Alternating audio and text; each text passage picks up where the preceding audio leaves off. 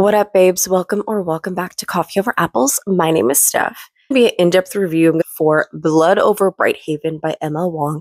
And simultaneously, while we discuss this book here and in the comments, it's going to be a spoiler-free review, but if you've read it, I'm going to try to go deep into my thoughts without spoiling anything. So if you have read it, let me know in the comments if you agree, if you disagree, what you think about it. But this is a 5-star. Probably going to be on my best books of the year list. Enjoy this speed drawing of a custom coloring page that you can access and download. You get access to all of my Discords and all of the bookish coloring pages that I've made in my archive. I give this 5 stars. All right, let's just start there. I don't think I'm saying their name correctly. Wang has done something that I've wanted for a really long time. They have written, I can't even believe I'm going to say this. They've written the perfect white savior story. I feel like I'm in the Twilight Zone. I read plenty of white savior stories, unfortunately, all written by white men, and they're never good. They're never good. So I need you to know that going into this, that this is about a white savior. And Sciona, our main character, who is a mage in this magical world where they write code, and that code turns into a feed of energy. They're like magical electrical engineers. And that energy ends up fueling the economy of Brighthaven. Brighthaven is this place that was made, is like a dome, which you can kind of guess from the cover, that protects the people in this city from the blight. The blight is something that has been turning people into ribbons on the outside world. And the Quen, which are indigenous peoples of this land, have been subject to being victims of the blight and have gone to the city for refuge. But once they arrive, they are subject to racism. They are more or less enslaved. They, in a way, become chattel slavery because there is no way for them to be able to work their way out of slavery. There's no way for them to be free because of who they are demographically. Now, even though Sciona is the central POV that we get, and she is a metaphor for white women. She's not, I'm going to borrow the words of my friend Sarah over at Voyage Through Worlds, who said this during our joint review because we ended up reading this for our book club, also linked below. Sciona is not the heart of this story. Tamil is. Tamil is a Quen, and he is the first POV that we get in the beginning of the book because, listen, I cried. I cried within the first 15 pages. That has never happened. Ever. But if you've been following me, you might know that if a book can make me cry, it automatically gets bumped up by at least a 0.5 star. So, since it made me cry in the first 15 pages, I was like, this is going to be a banger. And sure enough, it was, because it opens up with Tamil trying to cross this icy expanse with, I think it was maybe it was 100, don't quote me on that, but it was a large group of the remaining Quen from his community. And they were crossing this frozen lake to get to the barrier that is Brighthaven. And while they're crossing, he's crossing with his brother and his sister-in-law and his niece, who's a baby at the time, or a toddler. They run.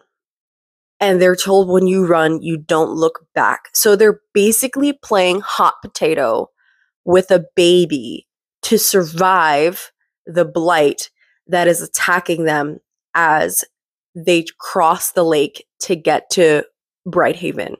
First 10 pages. The saddest shit. The saddest shit. Okay? Tamil has my whole heart. And he is the heart of this story. So even though it is a white savior story and Sciona learns that she is in the wrong and that she is part of the oppressing group, she actually figures it out relatively quickly. She figures it out, I would say, within like the first third of the book, which to me was refreshing because my worry was that this was going to be the big revelation, and it wasn't. So I was like, okay, ML Wang, where are we going with this? What you going to do, honey boo boo? And she served. I was able to predict what the blight was and all of that relatively early, but I wasn't able to predict how this was going to go down. I also want to say this book is not feminist. I heard like a couple reviews online and booktok, I think, people telling me before I read this, they were like, this is a feminist book. This is not feminist, y'all. No. Just because our main character is a woman who is breaking glass ceilings in her society, she's not a feminist. Actually, her family calls her out for it at the beginning of the book because she's like, I'm doing this to break the glass ceiling for all the women. You're going to come after me. I'm like, bitch, no, you're not. No, you're not. Because she really ultimately cares about herself, because she also like, she's not interested, and you can hear it in the way that she talks. She's not interested in paving the way for future women to be able to be accepted to this. She wants to be seen on the level of all of the men who have come before her and all the men that she's working around, and she wants to be the greatest that ever was. But just because she's doing it, it's about her motivations, right? She's doing it for selfish motives. And she also like, she's the kind of person who's not really putting any afterthought into the way that she acts. And it's like, yeah, there is a higher expectation on any marginalized person when you're the first to do anything, because there's this higher expectation that you're going to prove through excellence that marginalized people deserved this opportunity the entire time, or deserved this position, or deserved to be a founding figure in whatever this is. But she's not interested in who comes after. She's out for herself. So this is not a feminist book by any means. By any means. And here is another reason why I highly recommend this book. Even though Sciona is part of the oppressive class, and she goes through the motions of realizing that she's wrong and that everyone around her is fucked up, she ultimately, she's never allowed to end a conversation on the moral high ground against Normal and the other Quen that she ends up interacting with. I love that the subjugated group was allowed to be angry. They were allowed to just be angry. They weren't told that they were wrong for being angry. They expressed their anger. And ultimately, by the end of the book, they had a sense of autonomy over the events of the end of the book. And I loved that. The decisions that the characters made was gorgeous. And also, once again, I am going to pull something that I think, I don't know if it was Sarah or if it was Scylla, linking both of them below. Love both of them. So one of them said this point again during a joint review, and I was like, yeah, you're totally onto something. That the framing of the book is with Tomo in the beginning and the end. So it's like the way that the book is structured is the point that his story is the most important story in this entire book. Let's talk about how they met. So ultimately, I think it's mentioned on like the dust jacket. So I'm not going to consider this a spoiler by any means. Sciona ends up becoming was it a high mage or whatever? I forgot what this called. And she is the first woman to be allowed to be in this magical research facility. She's the first woman to pass. And she's allowed to pass.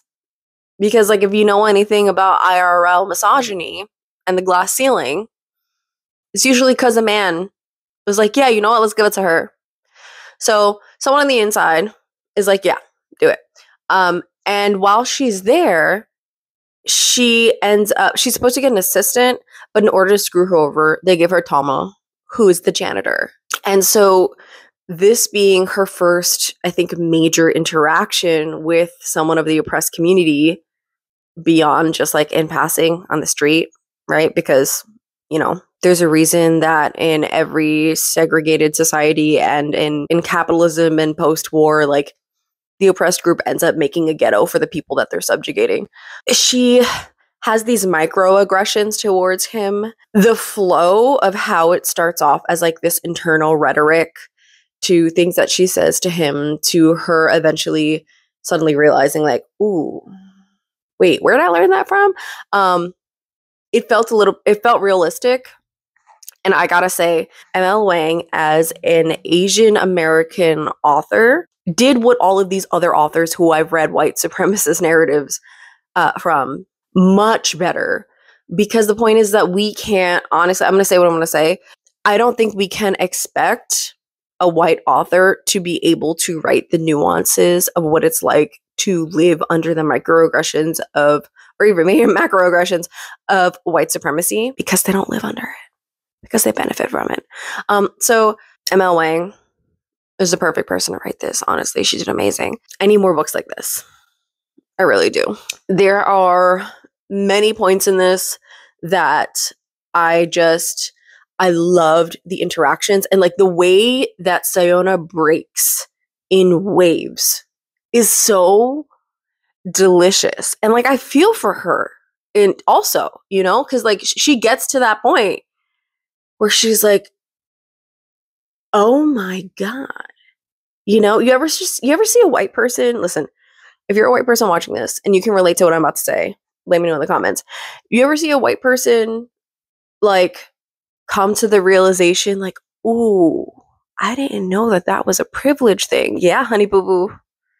It is. It really is. And like being there for those moments is really pivotal, you know, because like I've been and am still that person where when I'm around my white friends and my white colleagues, I'm like, yep, now let's talk about it. And that's okay, because this is a learning experience, right? In her case, it's a rough one. It's a rough one. So be prepared for that. It's going to make you angry. I cried. I felt so many emotions. This book was just, it was incredible. It was incredible. I hope that you enjoy the coloring page that I made. I was really feeling in my heart that this is a book that deserves some like custom art. So I might actually print this one out and color it myself. Again, if you'd like access to download this coloring page, become a channel member at the Book Babes level to get access to my archive. Anyway, I post videos whenever I feel like it. Thanks for watching. Bye.